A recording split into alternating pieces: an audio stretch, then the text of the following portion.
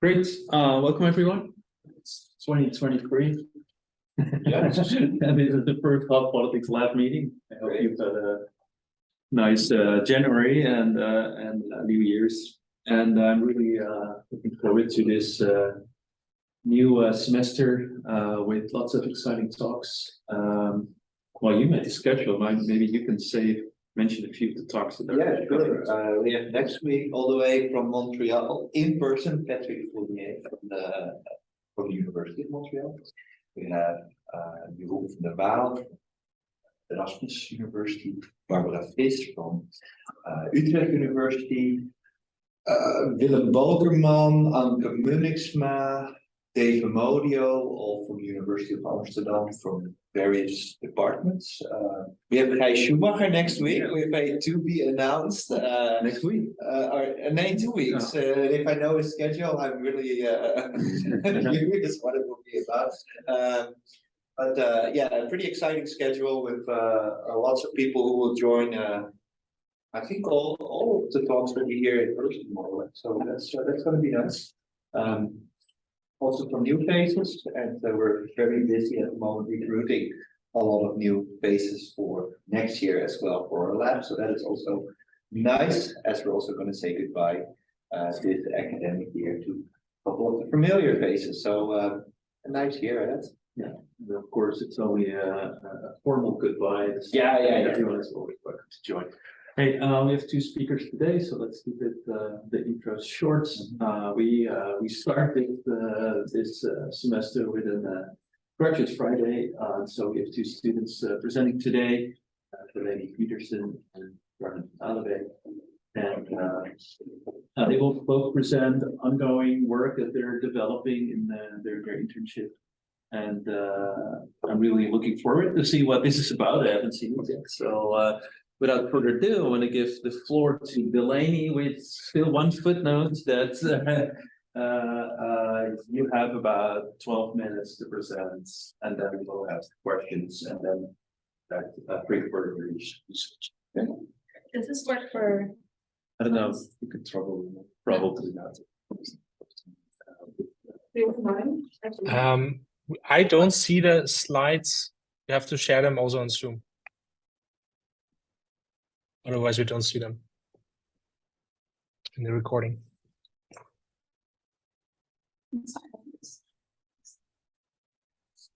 All right. Great.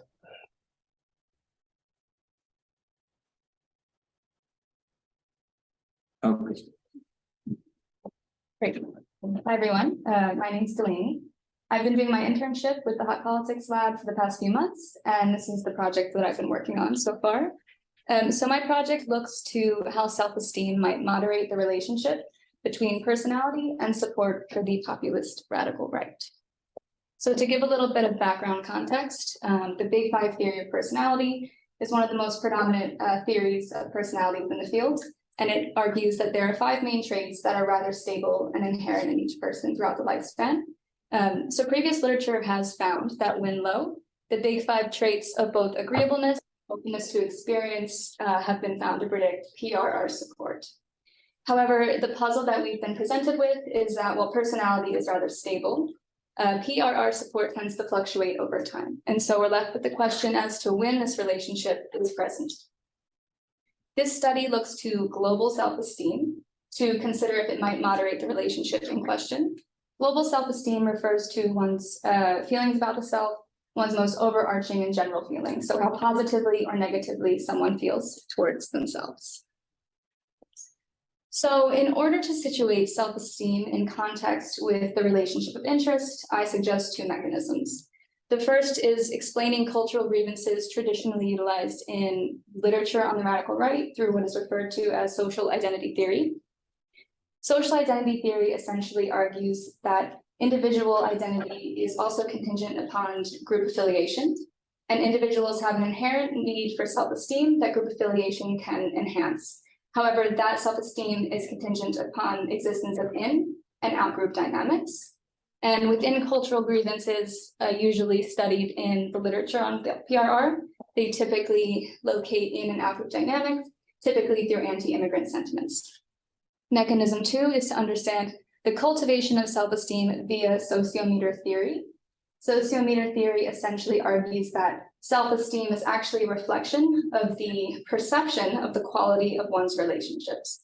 So for example, if I had a very negative perception of the quality of my interpersonal relationships, my self-esteem would be low, and vice versa.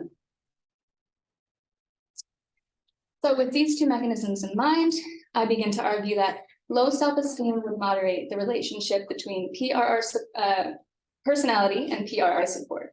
So low self-esteem would suggest that that individual would be more drawn to group affiliation with an emphasis on the in-out group dynamic, and 2, that low self-esteem would suggest a negative perception of one's social world. So I'm arguing that these two processes could in turn create more attraction to PRR rhetoric from these personality traits, essentially. So I hypothesize, along with existing literature, that low agreeableness and low openness to experience would thus create more likelihood of PRR support, that low self-esteem would suggest greater likelihood of PRR support, and that self-esteem would moderate the relationship of interest. So to get a better look at what that moderation would look like, I have a little graph here. So essentially, I'm arguing that the negative relationship between personality and PRR support would be stronger for those low in self-esteem and weaker for those high in self-esteem. So you can see that here, the low self-esteem is the circle and high self-esteem is the square. So basically I'm saying high self-esteem mitigates the negative relationship. This was a pre-registered study via the Open Science Framework, and the data that was utilized was the LIS panel. It's a Dutch panel survey. The waves were from the years of 2021, 2022, the most recent available, and both logistic and OLS regressions were run. 2 dependent variables were used, vote choice and propensity to vote. So for vote choice, the question was asked, for which party did you vote in the parliamentary elections of 2021? And it was a binary variable, so 0 was coded as someone who voted for either PRR party in the Netherlands, be it Forum for Democracy, Wilders Freedom Party, and Yacht 21, and 1 was coded as those who voted for a mainstream party in the Netherlands. Propensity to vote was a continuous variable asking what is the % chance that you will vote for and each PRR party on a scale of 0 to 100. The independent variables of personality were measured through the IP measurement, which is a very common measurement of personality. And below are some examples of what those items look like. The moderator was self-esteem, and it was measured through the Rosenberg self-esteem scale, which is one of the most common measurements of global self-esteem in the field of psychology.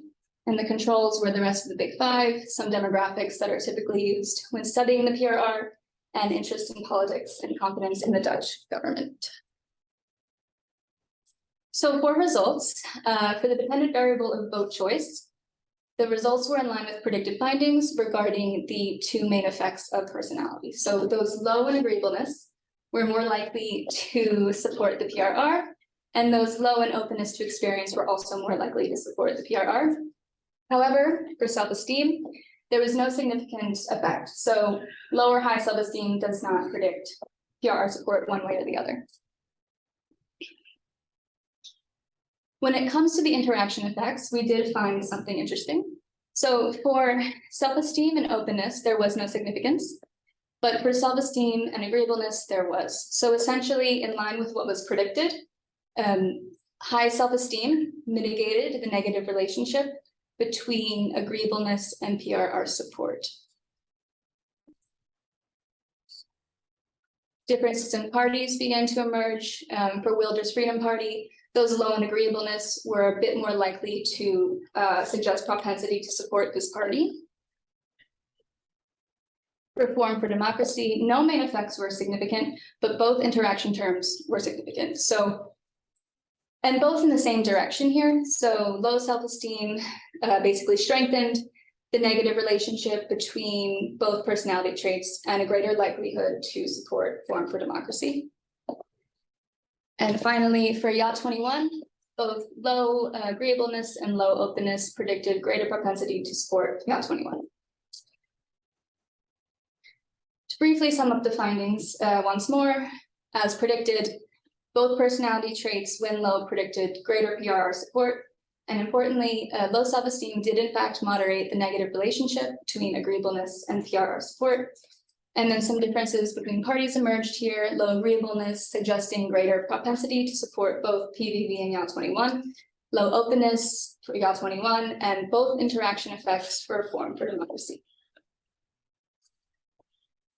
So important to mention is how openness to experience is operationalized in the Liz panel. There's basically 6 dimensions that are typically utilized when studying openness to experience. Liz only looks to 1, so it really measures intellect and ideas. And I think this could have impacted the null findings regarding the interaction effect with self-esteem. And then just 2 concluding points about potential avenues for future research, given the insignificant findings of self-esteem on PRR support. I do think it might be too narrow of a lens when considering one's affiliation towards self or one's self-evaluation. So I'm convincing myself that self-perception would actually be a really interesting avenue to turn to. And there may be psychological heterogeneity amongst this demographic, and these results could allude to more work to be done in that area. Yep, so thank you. All right, open up the floor for questions. And if you have managed to be here online with us, then also your persistence. Yeah, congratulations, and your questions will be taken serious. So, questions. Yeah. Hi, my name is Leon Kjata. I come from Leiden University. I have a question about the setup in relation to the political orientation. And thanks for your interesting presentation, by the way. Which is, I understand you correlated the personality traits to different parties. Yes. Also. Did you maybe you could elaborate on whether there was a difference between populism, whether it was populism or not, and whether it was a radical right compared to, well, the radical left, for example? Yeah, so we just looked at populist radical right parties in the Netherlands. Yeah. So there are 3 main parties that are usually identified as such within the Netherlands. So we didn't look at left-wing populism. Good question. Yeah, but would you expect maybe that there would be a similar dynamic? That's a good question. You know, agreeableness has been found to correlate to populism in general, low agreeableness. So perhaps, yeah, I'm not sure what to expect there. So, yeah, just as I think.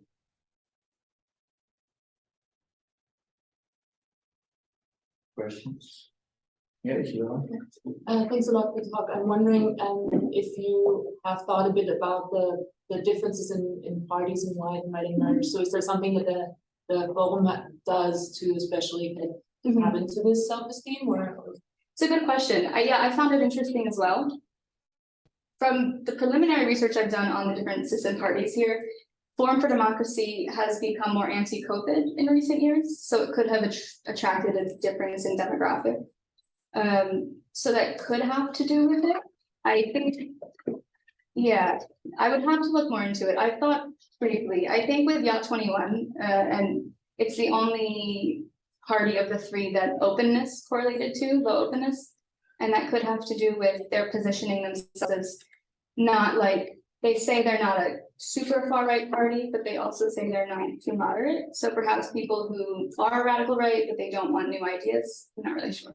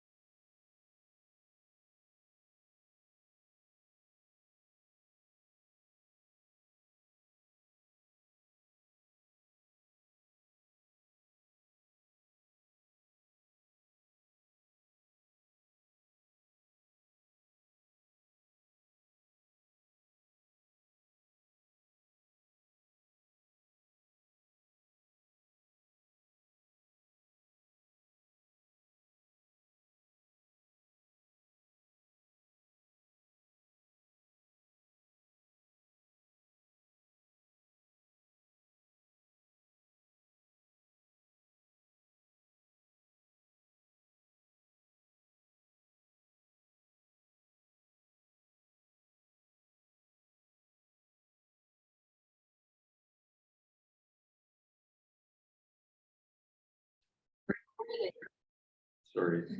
Does it vary with certain personality types? And so certain. Yeah, you know, they haven't done too much research on the relationship between the two, which I found interesting, given they're both dispositions. Yeah, so no, there hasn't been too much done on it actually. Oh, interesting, yeah. Could I ask a brief follow-up on that? Sure. And first of all, thanks for the excellent talk, and it's nice to see that some of our earlier work has inspired other Yes. people to take that further, so that's great. So take anything that I'm gonna ask you with that in mind, that I appreciate the efforts.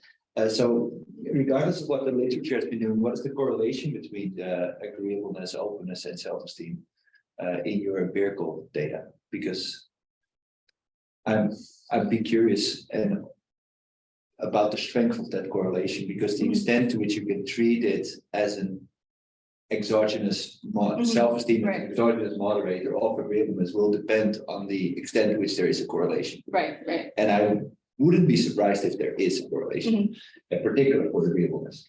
Then the question is, how strong is that correlation? Right, right.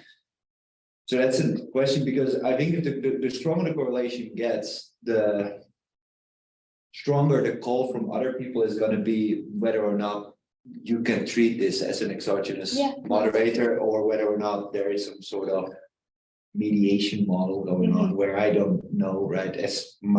I've been too long since I read the self-esteem literature. And also it depends, I think, on the measure, whether they consider it as a trait or a state. Oh, yeah, there's many. But do you by any chance, like, do you know, do you have what the correlation was in the lit panel between like? I don't have it on top of my head now, but I can look into that. Yeah, because I think that, and I wouldn't hide that because everybody's gonna ask that. Okay.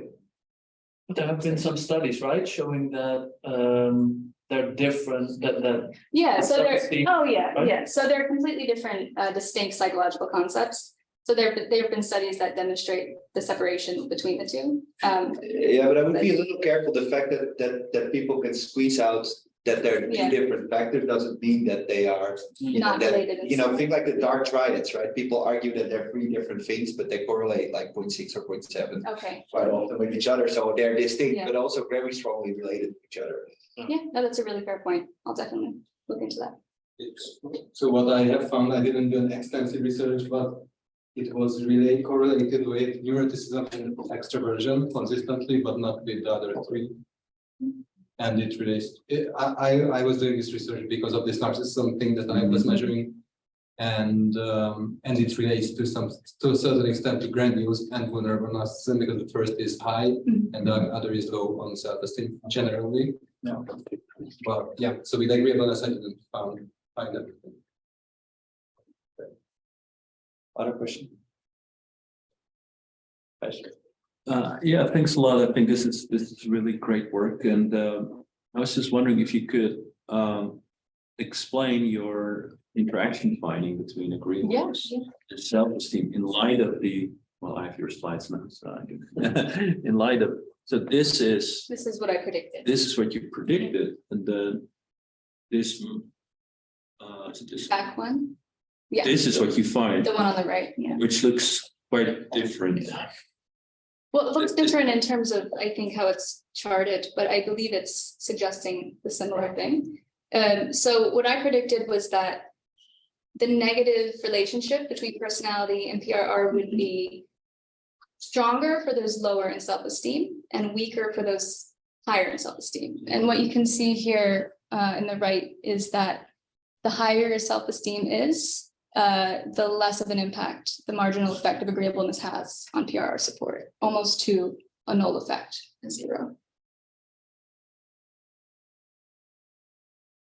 So similarly, I was predicting this would high self-esteem would kind of mitigate that relationship. Okay, so now I'm going to make the point that I've made to almost all of my PhD students at one point to their annoyance, I think. This is agreeableness, right? Agreeableness is on the x-axis, and here it's self-esteem. Oh, I see. Yeah. Yeah. Okay. I had another one that flipped it, but I took it out of the Yeah, presentation. but I think that's the relationship that I want to show. Okay. Yeah. Yeah. And they are symmetric, right? That's the. They're symmetric, yeah. So it's the effect of agreeableness over the range of self-esteem, but it's also the effect of self-esteem over the range of agreeableness, Yes. and that's not Yeah. per se the same. Great, thank you. The other point that I've been making over the years is that I'd be a bit careful about over-interpreting the low self-esteem because the confidence intervals go quite wide. So my guess is that anything below 4, there's not that many I people see. anymore. Yeah, that's right. It's at least good to inspect it because of if the list panel has enough people in it, but they become wider. And what's the significance test that underlies this? Yeah. What is significant? Hmm? What is significant here? What do you say it is significant, but what is significant? What is significant? I believe the interaction effect. Okay, Yeah. that could mean 5 different things. Okay. At least. So I assume you're talking about slope. Yeah. Slope is significant. Okay. I mean, it's not as if it remains negative, right? So and it is still significant at the far end of self-esteem. So it's not as if the effect of self-esteem, the effect of agreeableness flips. It just gets lower. Yeah. That's fair. Good to say that the other graph, so if you flip it, right, so and you have self-esteem on the vertical axis and agreeableness on the horizontal axis, it does flip. So the horizontal 0 line is exactly in the middle. So you would have a negative effect for low score, a negative effect of self-esteem for low levels of agreeableness, and a positive significant effect for high levels of agreeableness. Self-esteem. That graph. But that's not the argument you're making. No. Yeah, depending on how you frame it. Yeah. But according to Gijs, it is then, right? Gijs, you say in line with the figure, the theoretical interaction figure, you would have switched the axis. Yeah, I suppose. Another thing I wanted to recommend is to be a bit more careful with this. I mean, Bert already said something about correlations between the personality traits, but I also think there are potentially quite high correlations between, say, gender, maybe even age and urban, and so at one point, interest in politics again. Also, I think at one point it becomes really difficult with this type of data to speak of isolating an effect. Right. And so minimally, what you want to do is to make a couple of versions of these, gradually eliminating or adding variables to see how stable are these effects. Certainly. While keeping into account that there are often some list-wise deletions, so that you do keep the n constant across the models. Yeah, if you score high on self-esteem, you're not very likely. No, if you survey, right. Okay. Right. Okay, so if self-esteem has an effect, could you maybe think of like developing trainings or interventions to make sure people don't vote for far-right parties? Or maybe, for example, I think you were saying based on group dimensions, so maybe tackling loneliness. Yeah, that's actually what I'm thinking about doing my thesis on, what I am doing my thesis on. So that's a really good question. I think self-esteem is one way to conceptualize like how someone feels about themselves, but I think that's more nuanced than what the self-esteem scale can measure. So I do think you're correct. In terms of mitigation techniques, it would really be about strengthening individuals' sense of self and confidence in oneself and self-worth. So that would probably stem from a whole structural change in how the system operates. But I think in the PRR specifically, you can look to the demographic of these people and how they're socialized and maybe go through that lens. But yeah, I'm not sure. Gosh. Yeah, I had one more question. What about the reversed causal order that's actually joining, being active, and or feeling represented by a PR? Increases your self-esteem. Yeah, I had thought about it. I had thought about that. I don't have too many thoughts on it. But I'm gonna take it into consideration, yeah, as I continue the paper. This might actually be something you could use the panel data for. Hmm, okay. Because you could look back in time when people start to vote for, Yeah, that's fair. you know, how often they've measured self-esteem. Yeah. they Every measure- year. And then you should Yeah. look at changes in self-esteem. Yeah. Yeah, that would be interesting Yeah. to see if self-esteem goes up after. Yeah, or the self-esteem that steeply Goes up. declines is related to PR. Could be. Yeah. Okay. Great. Cool. I have a few more minutes before we switch. So I'm actually curious why we want to develop interventions, because one of the arguments that we've at least been making is that it could actually be a pretty good thing, right? That politicians speak the language of their voters. And well, here we just have a small group that gets activated by a certain rhetoric. Is that bad? Maybe not. And so why do we need to cure these people and give them more self-esteem? I can imagine all sorts of ideas of increasing self-esteem for all sorts of other outcomes, but for politics, why? Well, I mean, it depends on if you think the populist radical right is a threat to, liberal norms or, a society's values. So I think typically we think of the PRR as a threat because it fosters anti-immigrant sentiment. And is a bit more hostile towards progressive ideals. So it really depends on your perspective, I think. Yeah, but the argument, at least that we've been making for agreeableness, Yeah. that it's nothing so much to do with the right, but with the populace. With populists, yeah. And then the Mhm. question becomes like, does it need to be cured? Mitigated, yeah. And so this is actually the last question I have, which I don't really get from the graphs here, but are you interacting self-esteem with all traits No. and all covariates? No, we just did it with openness and agreeableness. I would like to see that with all the traits and especially actually, which is not in here, but if you make this argument on ideology, is it not actually an interaction between self-esteem and ideology?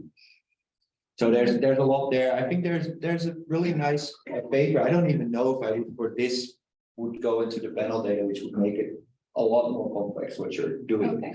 I think outlining this in a sort of research note Okay. could be just interesting, but the panel data is obviously where the potential is. Cool. And the big potential where there's a lot of this discussion, and I don't say that people have filled the paper about this, but I think but a lot of this literature is right now about where it is causal ordering, and that could indeed do with some of this. Mhm. Right. All right, Well, thank you, everyone. I appreciate it. thanks. Yeah. Just put there and then. Make sure. You know that.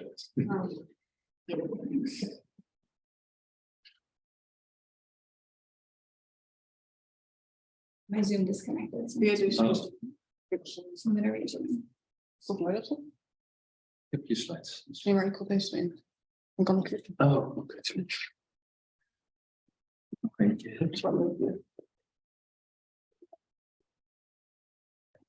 Okay. Yeah, next. Sounds. The mic. How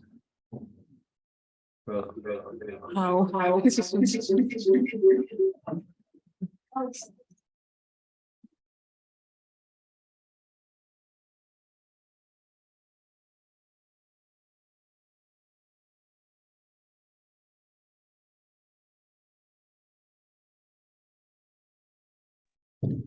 Work now again? Yeah. Yeah.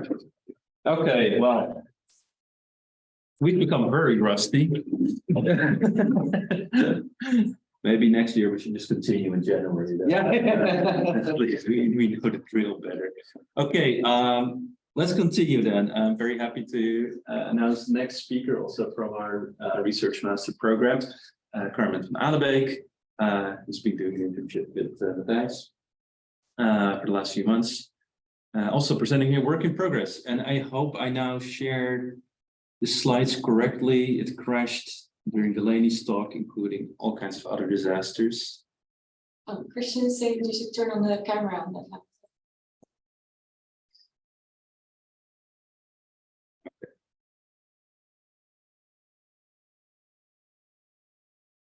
Is it better now? Yeah, I think. Oh, Zoom crashed. And then both new computers.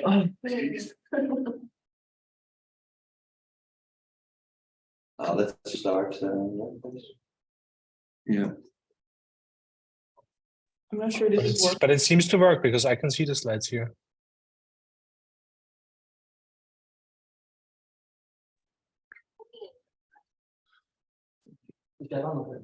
Nee, ik Oké. heb met Christian. Now it should work. Works.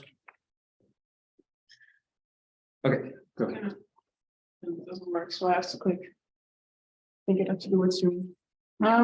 Okay, welcome. Thank you for being here. So I'm going to present my paper now. So Delaney and I did the same internship, so that's why our papers are quite similar. So whereas Delaney looked at moderating effect of self-esteem, I looked at the moderating effects of grievances on personality and the relationship between personality and populist vertical right support. No, where? Oh, that isn't working. Yeah. Okay. So what inspired the study in the first place is, of course, the growing number of votes for populist vertical right parties in Western European democracies, and also like the fact that they're becoming more mainstream, which has given rise to a lot of work on what causes people to vote for this party, so what drives them. So this literature looks into the demand-side factors of populist vertical right support. So, for example, political sociology looks at the role of cultural and economic grievances, and psychology has looked into the role of personality traits and other psychological predispositions. However, this literature has many limitations. First being that they have been studied mainly in isolation from each other, without being intertwined, or people have not yet looked to the extent to which these may be intertwined as an integrated mechanism. And the second limitation is that, of course, Delaney also addressed this limitation, that personality traits are relatively stable, but PR support is not. It fluctuates over elections, of course. So how can we explain this? And this gives rise to the question, like, under which conditions do personality traits lead to PR support? So it's the main aim of this paper to integrate these two approaches of grievances on the one hand and personality traits on the other hand, and examine to what extent grievances can play a role in activating these personality traits so that they lead to PR support.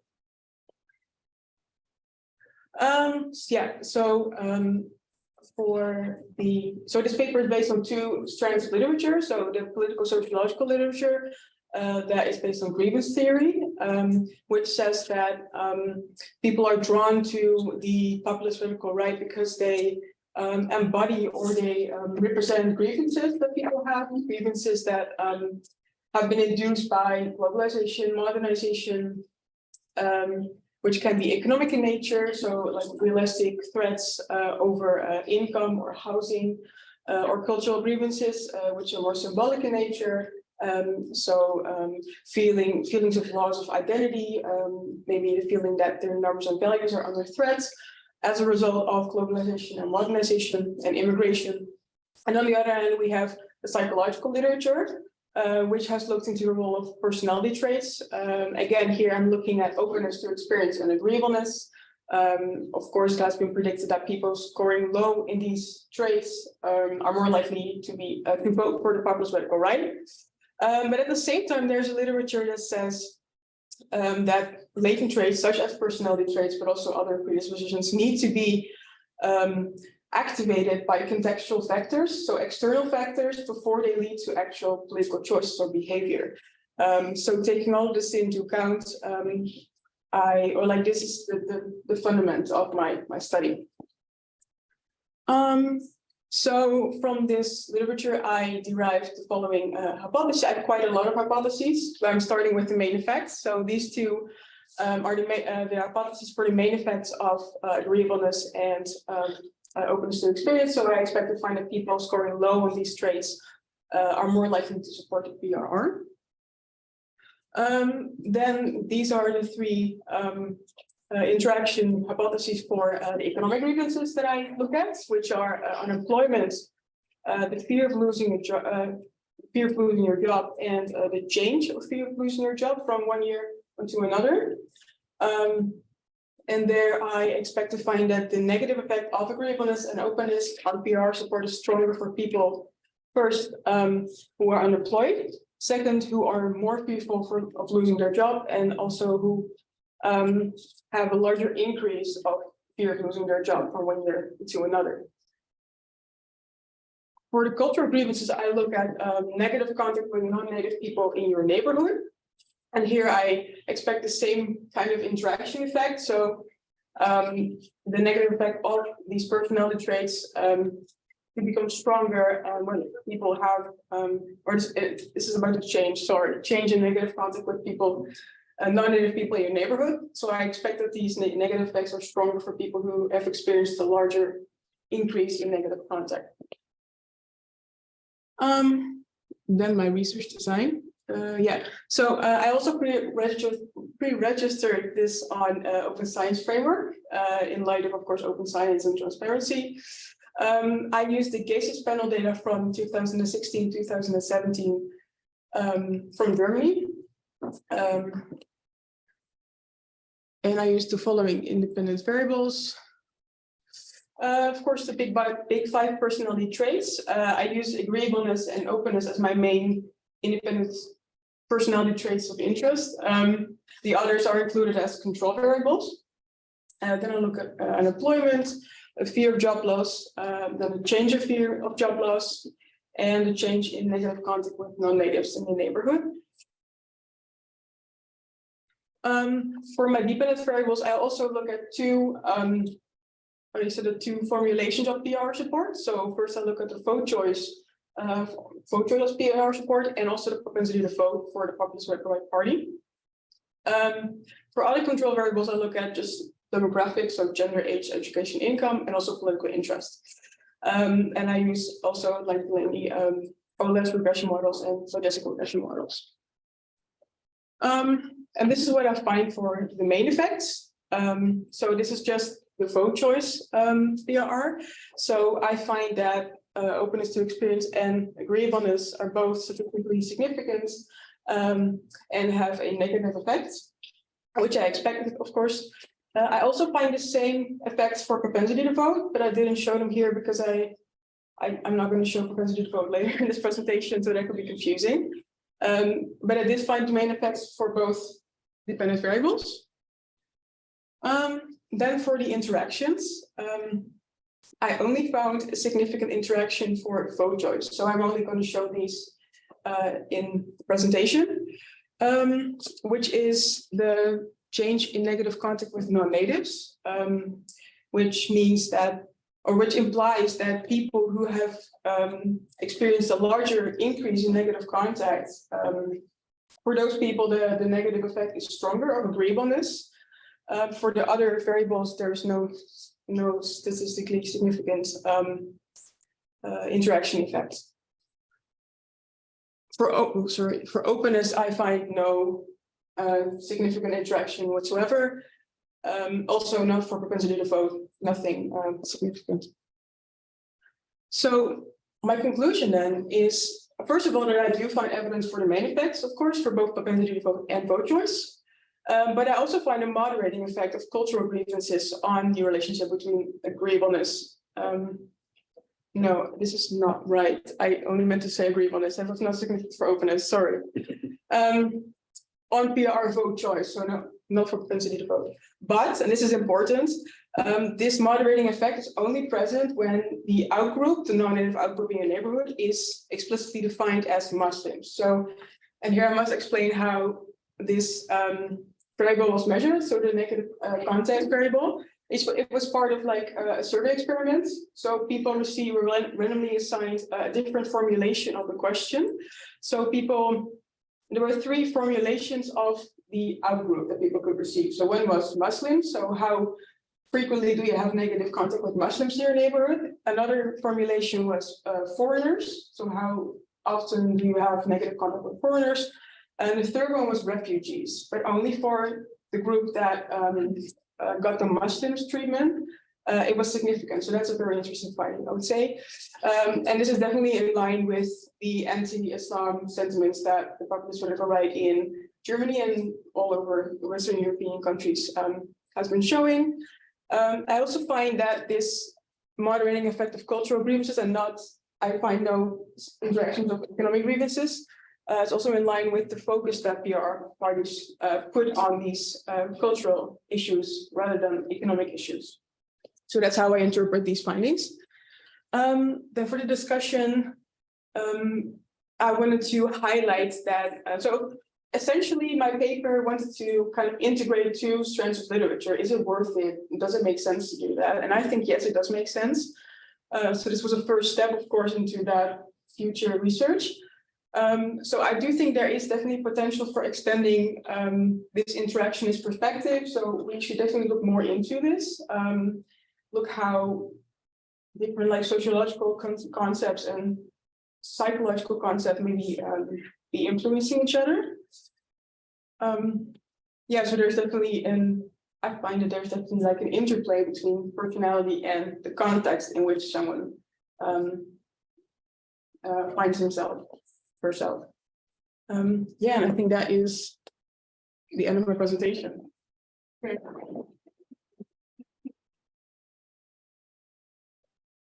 Thanks, very good. All right.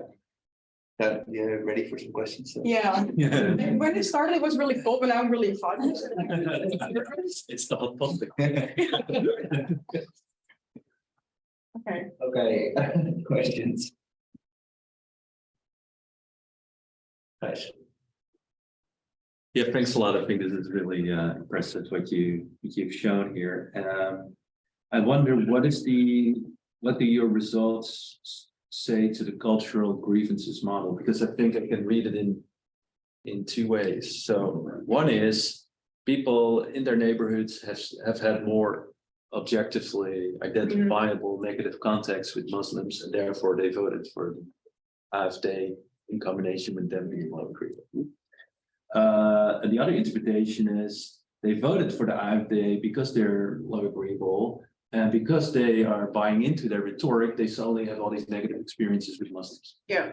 Or think they have. Mm-hmm. Which one do you think is more plausible?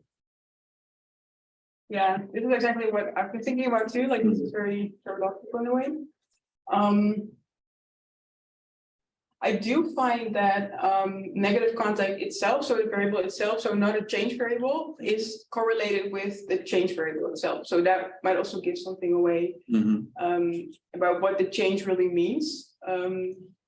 So I think that the second option that you suggested might be more relevant. Yeah, that's what I would say. I can give you one literature suggestion. Actually don't know where it was published and the name, but I know there's a co-author of mine, Ronnie Lehrer. He used a instrumental variable to analyze to also analyze AfD support, and the instrumental variable was whether people lived in the vicinity of a refugee camp, and this was done during the Syria crisis. So you could argue to some extent that Syrian refugees and Islam sort of overlap, even though most Syrian refugees were Christians, but nobody really acknowledged that. But so there he has kind of control over this condition of, is there really an objective increase in contact with, and there he finds that the vicinity of these camps predicts AfD voting. Interestingly, primarily among former immigrants from Russia. But yeah, I don't know where he published it, but it's somewhere there on the web. Thank you. So what do you suggest on that? Yeah, How just I look should- at that and Okay. to take inspiration. It would be interesting to see indeed, or an alternative to the measure you have, to what extent this variable moderates the effect of personality, right? As an alternative. So then it's not really about how you perceive the increase of negative contacts, right? Your perception of it, but it's really about the negative contacts you have in reality. And a small thing is there was also this paper by Mike Medeiros and somebody else about mosques in neighborhoods. Yeah. But I don't know what happened to it, but I remember telling him whether they controlled for whether they had a loud minaret. Because I think there might have been an effect which would be easy to frame like this. I don't know what happened to the paper. Yeah, maybe. Maybe this question could be figured out if you check if the same effect can be detected in rural and urban areas, assuming that immigrants don't really go to rural area, like refugees don't go to rural Germany, or it's not true at all. Because ELCO, so when they found that in rural areas, it doesn't matter if, how was it? So I think that they looked at the different routes of populist support, and they found that presence of immigrants or something like this leads to populist support only in urban areas. Yeah, I think it is a little bit more, I mean, I like the approach of looking at, where refugee camps are, but I think even then it doesn't solve the problem completely, because often then if the AfD in that case becomes stronger, often these refugee camp accommodations become problematized and politicized, whereas they're there before, but people don't actually have contact with them very often. So the perception of the contact or the perception of these accommodations is often also politically influenced because they politicize it. And I think another thing that you might want to look at is the geographical context, because the AfD is so strong in the East. I didn't see it now in the controls.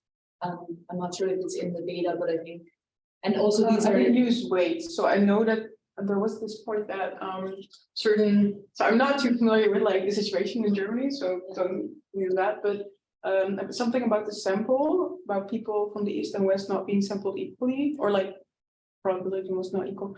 But I did correct for that with weights.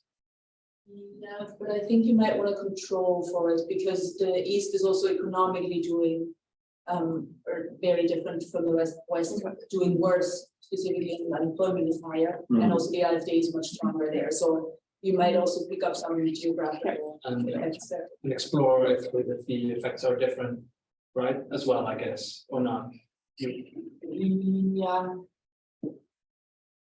Yes. Because it could still be, It could also be different because, I mean, the AfD is just also more present there, so they might, we have tapped into these economic anxieties more. Yeah. Definitely, I think included as well. Yeah, what's your name? Same. I'm Malte. Right. So I'm from the East Science Center. Yeah. So on the same note, both East and Western Germany have a very different migration history. So whereas in Eastern Germany, there were, for instance, during the EDR, there were a lot of people, I think, from Vietnam or the UdSSR, etc. Whereas in Western Germany, there were Turkish guest workers, for instance. So maybe that could also, play along that Isabella said. There might be some systematic differences between East and West. And so, for instance, in the East, there is a much lower population of Muslims compared to the West. So, and on the other hand, the AfD is much stronger there, even though they have probably much less exposure to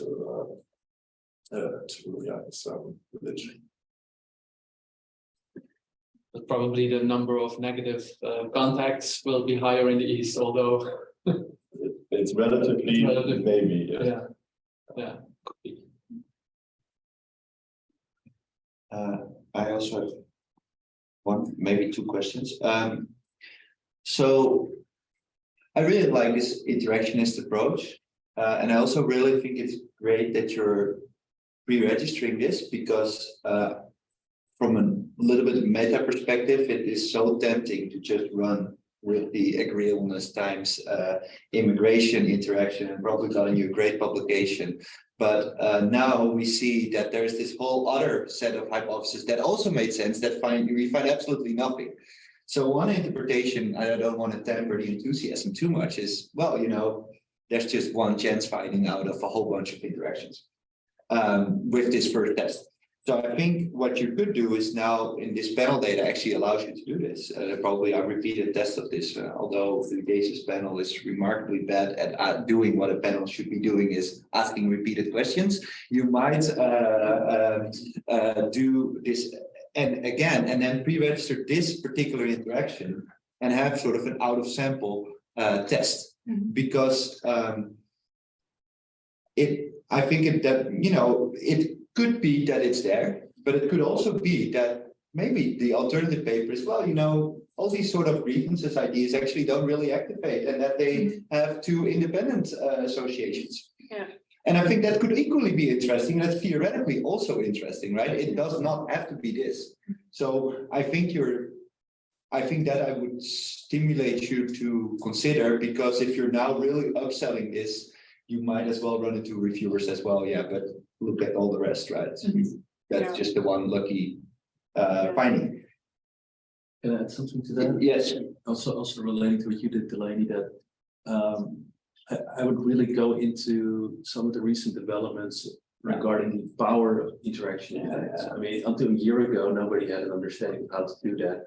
And there was basically this rule of thumb that you needed 16 times the sample size to reproduce some significant interaction effect, which is a huge sample. I know that you're working with huge samples, but I mean, yeah, to detect small differences, you really, and then there are more reasons to worry, because how are these variables distributed also matters in terms of the power. So they're not very easy to use tools, and I would just conduct post-hoc power tests, because some of the things you don't find might not be finding them because the test is underpowered. So there might be more out there. Yeah, and I would also go back a little bit to slightly older literature is about the specification. We've talked quite a bit about controls, but there's definitely discussion about whether or not linear controls actually do what they do in it, what we assume they do in it. So the book by Cindy Kamen and Robert Francis from 2007 is I think actually a really nice introduction to that to some of these specification issues, because the argument is that some of these linear controls actually just factor out the level differences, but you want to interact the personality traits with these linear controls to avoid that what you now attribute to, say, change in immigration is actually education or region or something else. So that's just a specification. I have a theoretical question. You skimmed over it a little bit. You say, well, immigration and agreeableness interact, and that actually makes sense. But so what is now the argument of how agreeableness relates to the PRR? Is it because of the radical, because of the right-wing ideology, or because of the populism? So what actually this because what is the interpretation of this interaction effect actually? Well, first, I didn't say anything about immigration and agreeableness, but okay. No, but about, you know, whatever this variable was, that this change of experiences with it, it seems that you're arguing along ideological lines, that the lower people get more negative experiences with people, and therefore they vote for the radical right. And is that now because of the populism or the radical right? And so what? I don't know. I have to look into that. Yeah, I think that's the nice thing in terms of taking this open science approach. You can now think a little bit more and develop that argument and decide if you think, hey, you know, actually there's something to this. Let's now test this again. Yeah. Would be interesting to try it with the link, for instance, whether we find something similar there, because it's agreeableness doing the trick, right? Or was it? Yeah, was it? Yeah, agreeableness. So it might, then you would expect, if it's about populism, then you would expect it also to take place there. That would be interesting. Yeah. Can I ask you a question about your question? Okay. We have, yeah, just very brief. So you said, so your advice was pre-register it and then do it again. And does it mean do it again with the previous wave or do it again with the wave in the future? Yeah, I don't know. I guess. Because it's the same people, right? Yeah, that's okay. Well, maybe not so much, right? That's actually, I don't know actually what the case has been like, how many of the same people there are and replacement.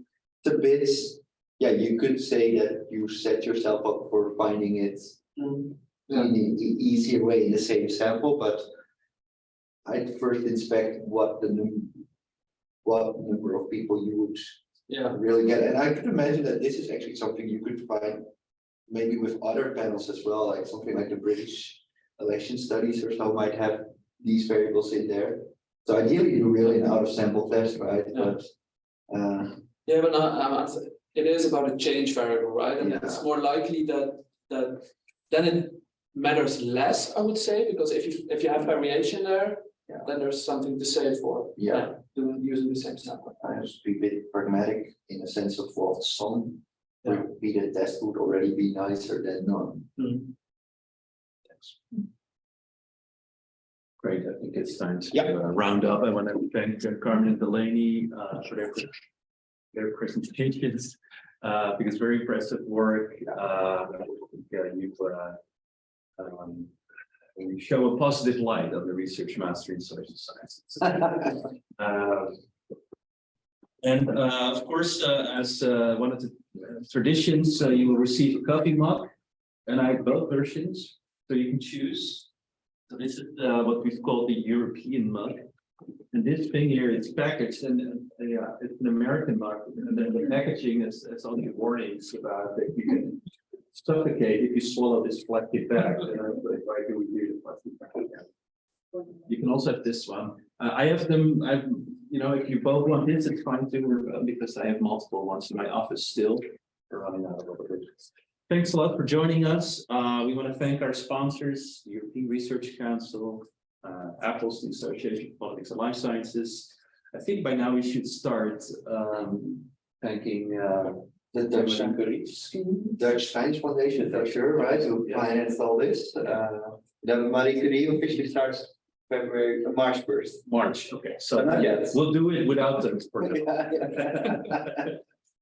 Next week, we have Patrick Fournier.